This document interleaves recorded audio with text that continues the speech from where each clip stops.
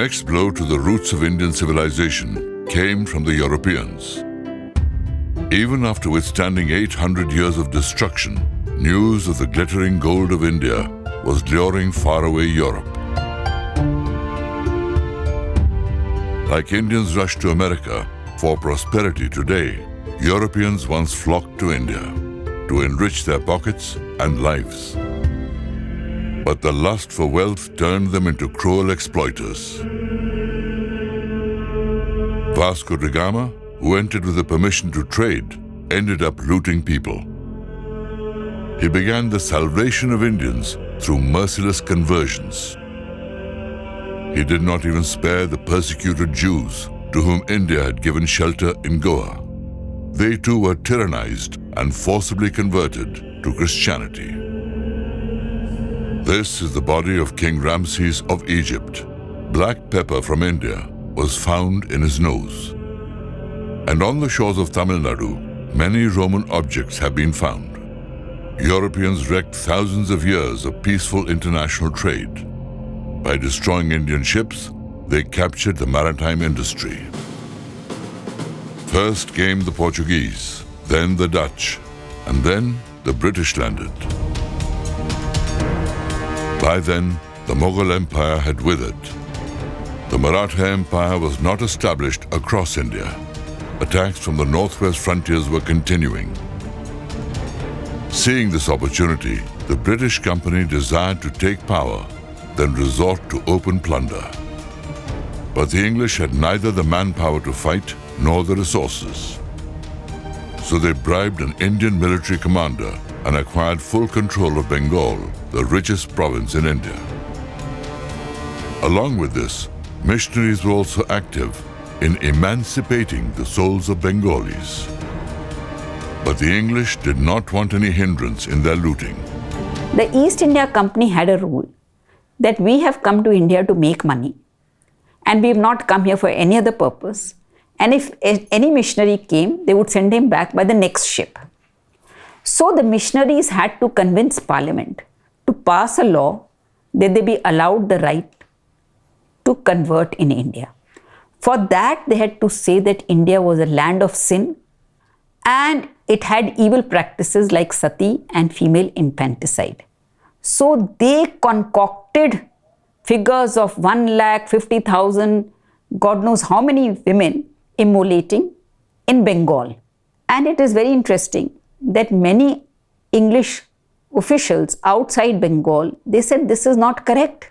But in any case, for whatever reason, the East India Company, the British Parliament gave the missionaries the right to convert in 1813.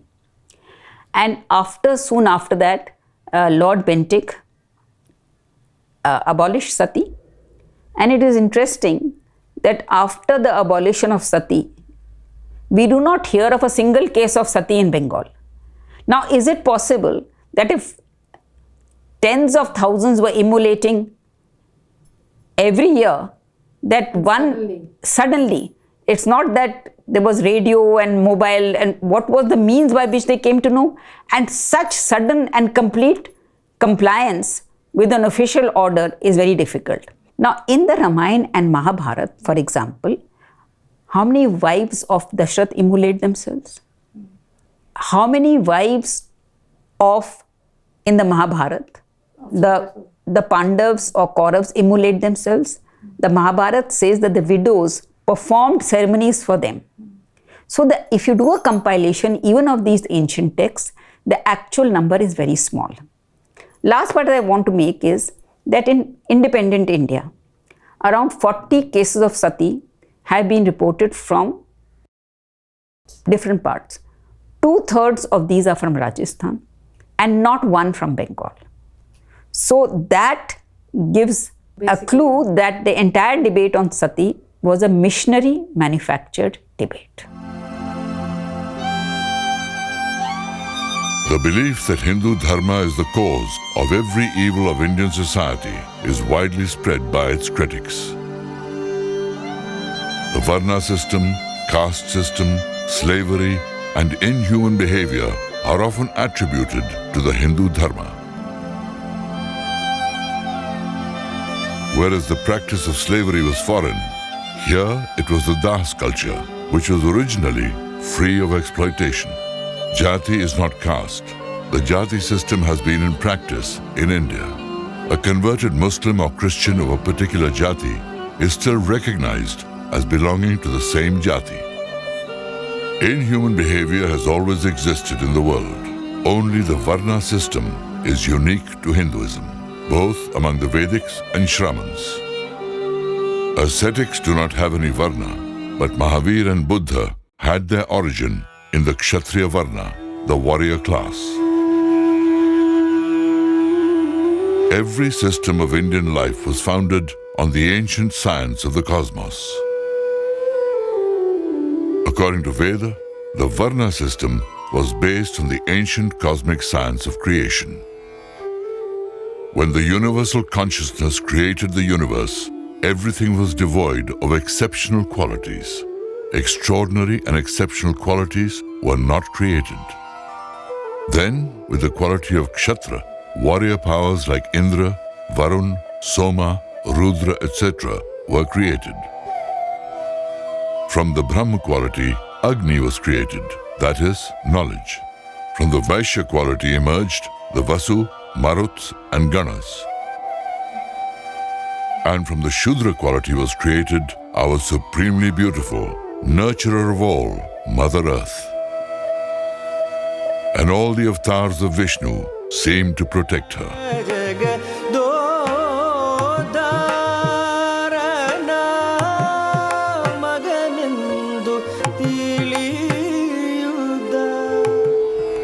Even with these four qualities, extraordinary and exceptional excellence was not created.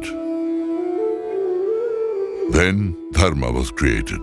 By following Dharma, everyone could attain the supreme state. Therefore, all the Varnas aspire to follow Dharma. Dharma is in essence truth. With the power of truth, even the weakest can aspire to defeat the most powerful. Here, for all the four Varnas, the reward of japa or recitation of Vishnu Sahasranam is mentioned. It says the Brahmin will be rewarded with knowledge, the Kshatriya with victory, the Vaishya with wealth, and the Shudra will be rewarded with material pleasure by reciting it. Here the reward for Shudra is material pleasure, so where is the question of their being exploited? Every human being has all the four Varnas within him, but one is prominent according to his innate nature. The ones who have the Kshatriya or Brahmin qualities are considered higher human beings because they have self-discipline and live austere lives. Buddha in his first sermon says that there is none in the world like the true Brahmin who is egoless, self-disciplined, knowledgeable, and a knower of the Brahm. It is said that a Buddha only takes birth in the Kshatriya or Brahmin Varna. A prejudice that exists in India as well as in the West. Nowadays, in fact, is mostly borrowed by Westerners from India, where it is a very strong political movement to disparage Brahmins and to use the Buddha as a weapon against Brahminism, against Hinduism. So there the principle is, and you read 99% of the introductory books on Buddhism, they all start from this paradigm that anything good in Hinduism must have been borrowed from Buddhism. Anything bad in Buddhism must be a contamination from Hinduism. So the basic paradigm is the problem is Hinduism, the solution is Buddhism. Now, in the case of Buddhism, this is really strange. You see, the Buddha called himself Arya all the time. And this was the Arya Dharma and so on. Jainism, same thing. You see, if they wanted to rise up against the Aryans, why say Arya all the time? Also, Arya at that time connoted precisely the Vedas, the Vedic culture. So in Buddhism, you get the idea that, you see, what animated him was the idea to revive Vedic culture that had become decadent here and there. Certainly not that he was rising up against Vedic culture. Not if you go to the real sources. I mean, if you read the modern second-hand books, you might get that impression. But the reality is different. So anyway, they nonetheless managed to make the Buddha into some rebel against the vicious invader culture. The Vaishyas gave huge donations, and Shudras got respect by becoming his disciples. The Buddha was the Anushastra, the discipliner for all. The Devta of the Shudras was Pushan. He is one of the Adityas of the sun. He is the protector of travel, marriage, and cattle. Before the Mauryas, the Nanda kings were Shudra. Kautilya, in his Arthashastra, says that the rights of Shudras should be well protected, and all Varnas should also be warrior. In the history of India, every Varna has ruled. The Hindu Dharma Shastras have stated the profession of Shudras, craft, service, and agriculture. There may have been an intermingling of professions between the Shudras and the Vaishyas. In early Vedic times, people could change their Varna according to their nature and interest. The Varna system was a dynamic system of Hindu Dharma. With time, the original Varna system was distorted by the exploitation of foreign rulers. This fact is not unfounded. The Hindu society of Bali is not divided or fragmented. It is well classified and organized. In Hinduism, there is no central ruling power, nor a single book that defines it. There were more than 100 smritis. Many had contradictory views in them. Within the Varna, the Jatis could go higher or lower. Shastrarth governed Hindu Dharma and always had an open architecture. Rishis and ascetics basically propagated the Hindu Dharma. Rishis were many. There was no Varna for the Rishi, no Jati for them. Many of the Vedic rishis came from social groups which were outside the Varna system. The composers of the Brahman texts were not always Brahmins. The composers of the Atriya Brahman, Rishi Atriya, Kavash, Elush, or Rishi Jabal were from outside the Varna system. The composer of the Ramayana was born in the lower Jati. The promulgators and composers of the Puranas were not Brahmins. Bhagwan Vyas, the composer of the world's most colossal text, was born from the daughter of a lower Jati.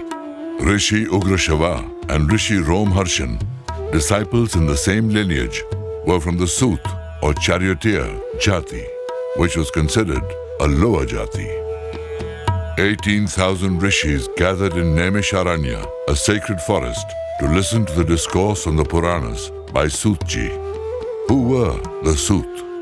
The Sut Jati had an essential role in the Yajna. They were architects of Yajna. They usually held a sutra, a string, for measuring the construction of an altar, hence were called Sutradhar.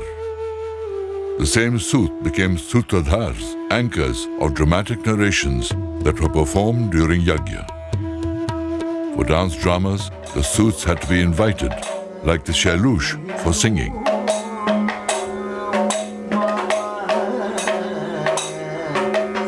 The Sut also took part in the performance of the Mahabharata or Ramayana. Suts were held in high esteem.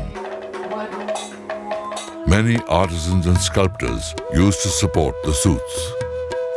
Drama integrates poetry, music, dance, painting, and sculpture. Therefore, Natya Shastra is the treatise of all the rasas or emotive feelings of all the art forms. And the Yajna rituals used to be performed with elaborate drama. All Jatis participated in it. Different styles of dances have elaborate narratives and stories. Kathak means enactment of a katha, story. The destruction of Yajna and temples pushed Kathak into the brothels and many Jatis to the lowest levels. From Yajna to temple, from birth to death, every Jati was meant to complement each other. Today, genetic research has proved that the lower and higher Jatis of India have a single source. Dr. Balasaheb Ambedkar also said that the Brahmins and untouchables have their origin in a single source. From where then did this inhuman discrimination come? It came through the influence of the Greek, Arab, Turk, and British regimes. Many of these inhuman practices were seen in the system of slavery. And slavery was not Indian, it was foreign. Till recent times, some Europeans used to keep slaves in zoos with the animals. Their children were sold and separated from them forever. They were not allowed to have a family of their own. They were bought, sold, and killed like animals. Their hands and legs could be cut off even for making trivial mistakes. This father did not finish his job, so they chopped the hands and feet of his daughter and handed them to him. Helpless, benumbed, he is staring at them.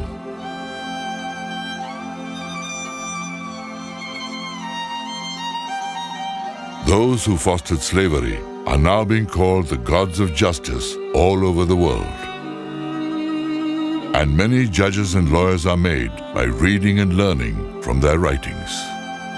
The descendants of the slave owners are now giving sermons on human rights to India. Megasthenes, the ambassador of Greece, lived in India for 40 years. He wrote that there are no slaves in India. This was a fact of 300 BC. But slaves did exist in India, but they were not like the Greeks.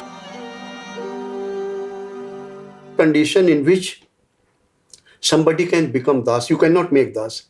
A Brahman was not allowed to become a das, and he was not allowed to take anybody as a das. Number one. Only for the physical survival, you could accept das, to become das of somebody. Das means, suppose you have problem with physical survival because of time of famine, you don't have anything to eat, but I have enough. So you become my das. You come and say that I am your das. So as long as that famine condition remains, you work in the house, earn your livelihood, and once the famine condition is over, you are free to go back. If there is anything due, please pay and go back. Nobody could actually make you slave for all your life. And remember, it's an amazing thing. Slaves had the right of their own property. Slaves have the right of their own life. You could not take it away. Family, more than that, if there is a girl who has pledged herself as a das, owner had no right to have any physical relationship with them. In case he went for it, offspring will have the same right in the property as a real son, as a real wife's son. That kind of rights were given and protected, and more than that, Kautilya rights, Manu right, that if suppose food has been made ready, suddenly some guests drop in, so you have to adjust within that food. Manu orders very clearly, Manu orders very clearly that no share will be reduced of das. He will get his full meal, rest would be divided in order to accommodate the guests. That kind of things were there. Greek kings ruled in some parts of Western India from the 3rd century BC. The inhuman treatment of the Shudras started taking place from that time onwards. And the Hindus were exposed to the slave system of the Greeks, Turks, and the British. During the reign of Muslim rulers under Sharia, many Jatis of Hindus were treated like slaves.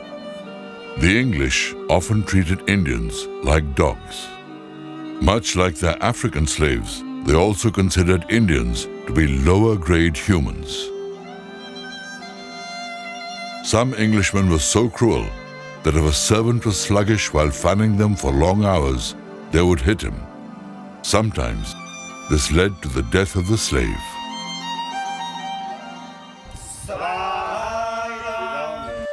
Manusmriti considers the hands of a sculptor as sacred.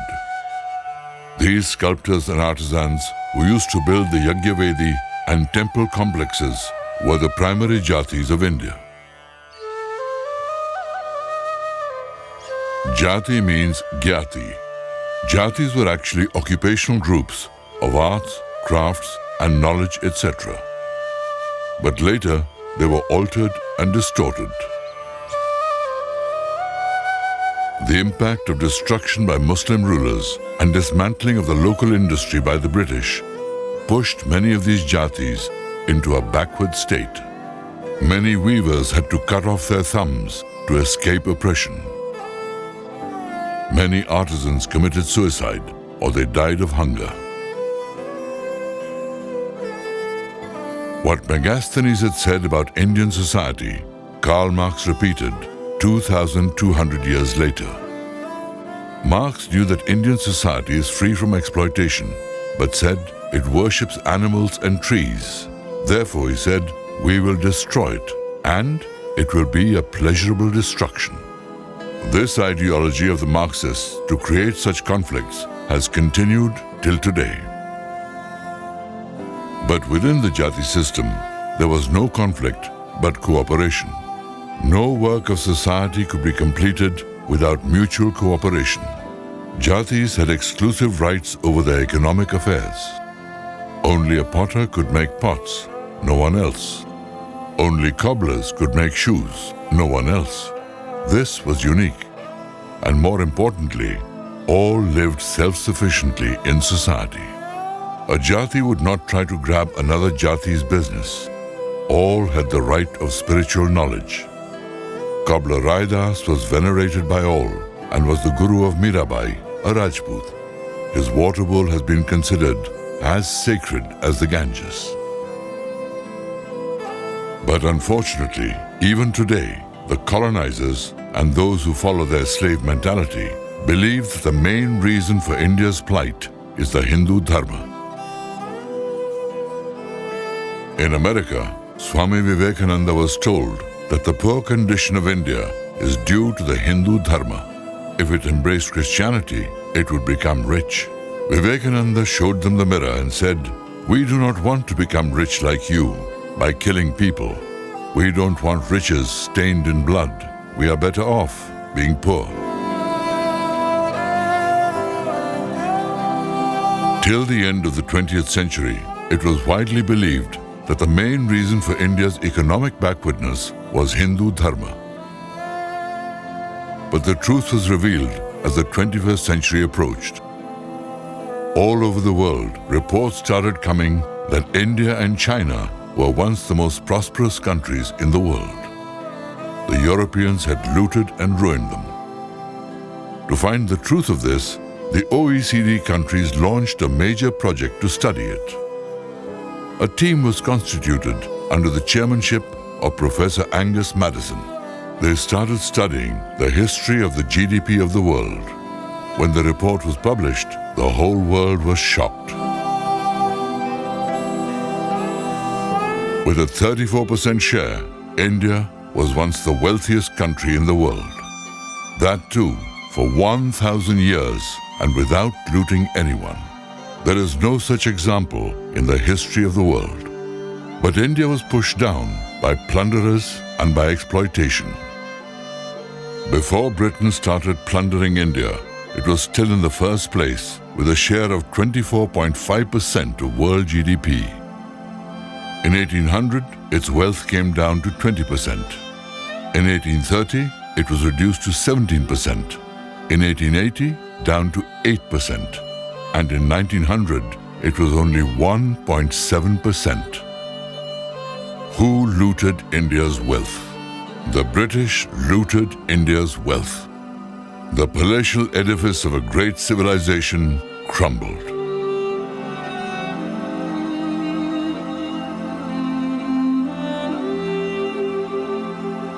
Indian society, which was industry-based from the times of the Indus Valley civilization, became poor within 100 years of British rule and became agriculture-based.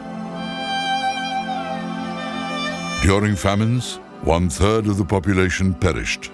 In spite of this, the revenue of the British East India Company increased manifold. From where did the farmers pay their taxes?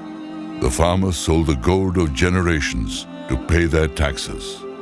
The gold of Indian farmers still glitters in the city of London.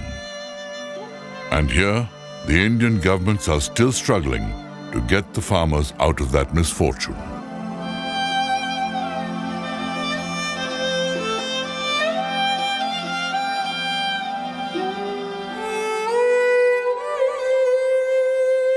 Gold, silver, minerals, food grains, even fodder was not spared.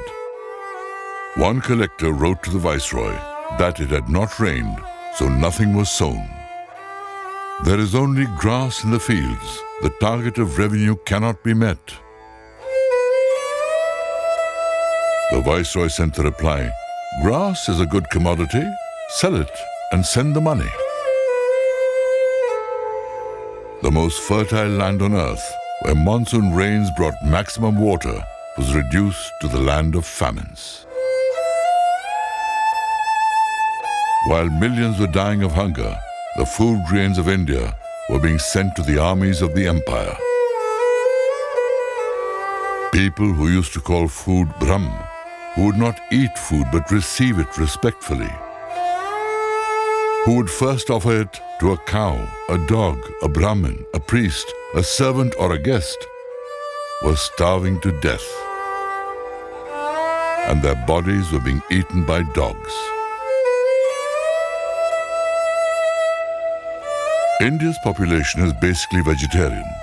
When the mercury rises above 40 degrees, it is impossible to stay alive without salt. A heavy tax was put on salt. Colonizers earned millions by exporting it. India could never imagine that someone would kill them in this way. Due to salt deficiency, children died in the womb. The English created famines in India. Within 120 years, 31 major famines occurred. Smaller famines would occur practically every year. During these famines, people died in millions. The last famine occurred in 1943, in which over 3 million died in Bengal. At the time, it looked as if Western human values were but a mask over their inhuman civilization.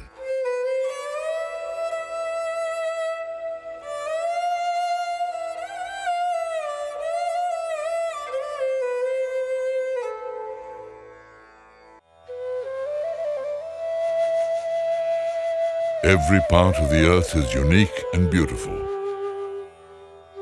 The earth's environment affects human behavior and lifestyle. Therefore, every human race is blessed with a unique worldview. And this unique thinking and identity brings diversity and beauty to the human race. India's unique identity is her thought of Dharma.